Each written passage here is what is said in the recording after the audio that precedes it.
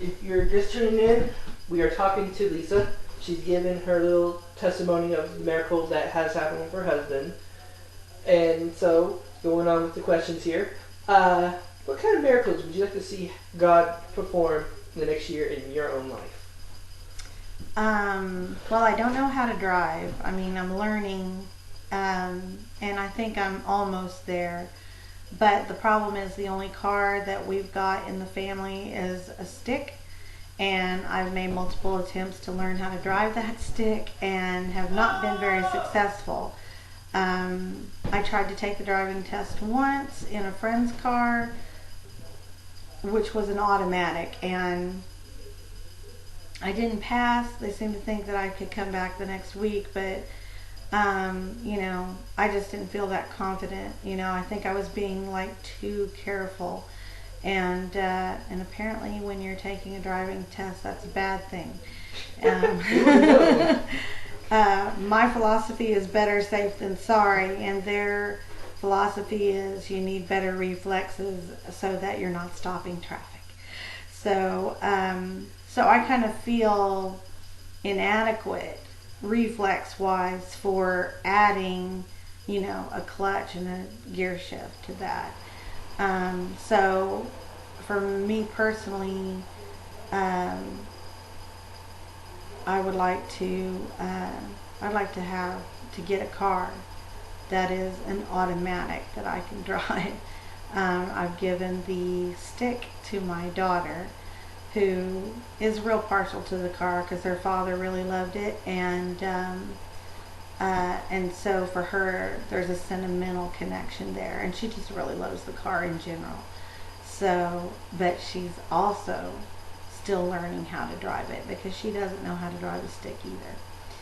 But she's young and got better reflexes than me, and displays that all the time playing video games. So, but that would be a tremendous miracle to me, is if I could get an automatic car here in the next year.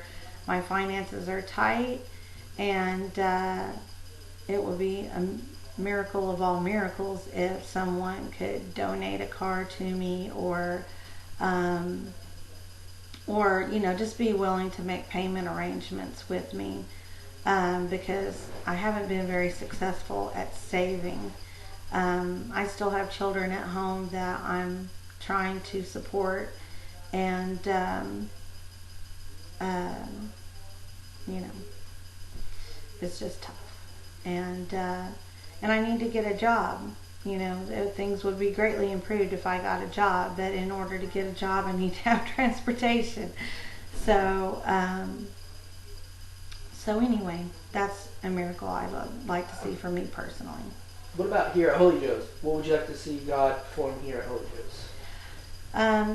Here at Holy Joe's, I would like to see donors come forward, more donors come forward to help pay for renovations here at Holy Joe's.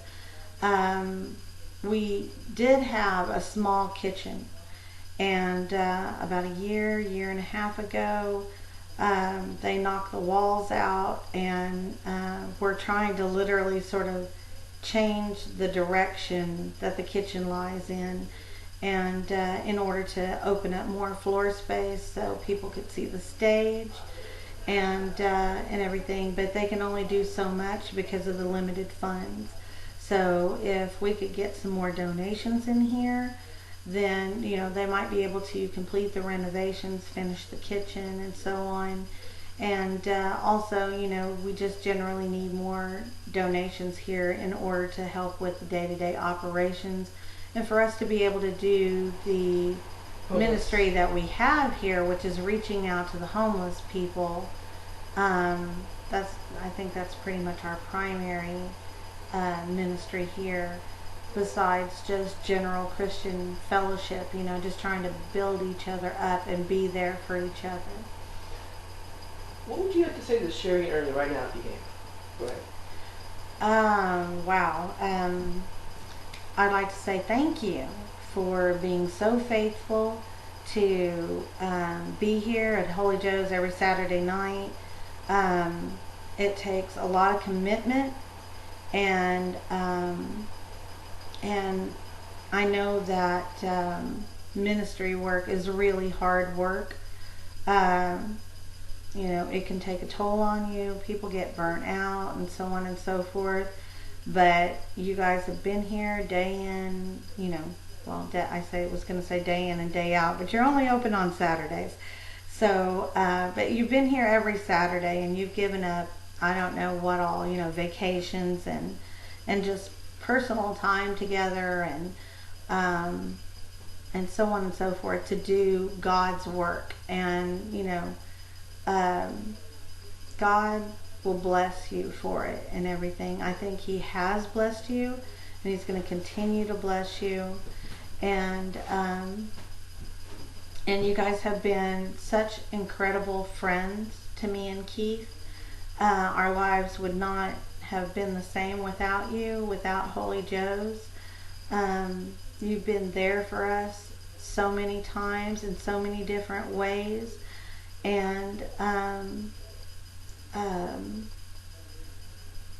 you know, I tend to be pretty talkative and stuff, but really, That's okay. words escape me right now Words and stuff. I can't can't. describe. Words can't describe or express the level of gratitude that I have for Sherry and Ernie, or the amount of love that I have for both of them. Is there anything you want to add right now? Go ahead. Let's see here. You know, there are a lot of really good people here at Holy Joe's, and I'd like to say thank you to the past, present, and future volunteers of Holy Joe's, because we couldn't do this without your help. And see, I'm not even here full time anymore, but I still say we, because Holy Joe's is just like an integral part of who I am now. And you know, I just identify myself with it to this day, even though I'm not here full time anymore. But Holy Joe's will always have a special place in my heart. And I just wanted to just take a second to say, Lisa, first off, thank you for taking your time to do this interview. Oh, you're welcome. I'm glad to do it. And second, I have known you for a few years, and I know it's been a hard year after losing Keith and everything. Mm-hmm. And I just wanted to say I'm proud of you, and I love you dearly.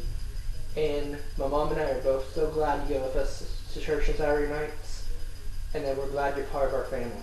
Oh, yeah.